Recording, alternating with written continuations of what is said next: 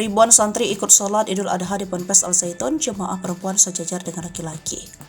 Ribuan santri serta para pekerja di Ponpes Al Zaitun di Indramayu melaksanakan sholat Idul Adha 1444 Hijriah di Masjid Rahmatan Lil Alamin, Kamis 29 Juni 2023. Mereka berdatangan ke masjid terbesar di Ponpes Al Zaitun sejak subuh.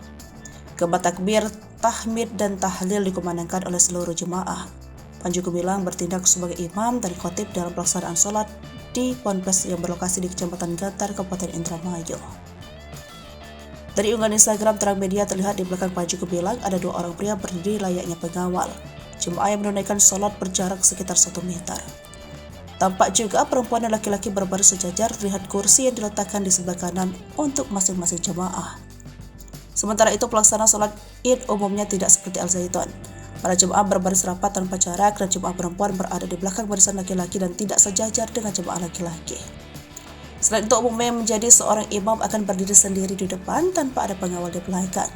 Masalah sholat yang berjarak dan saf perempuan ini sejajar dengan saf laki-laki masih menjadi kontroversi pasca sholat Idul Fitri yang viral beberapa waktu lalu. Kendati demikian, pimpinan Ponpes Al Zaitun Panji Gumilang memilih tetap kukuh dan bertahan dengan pendapatnya.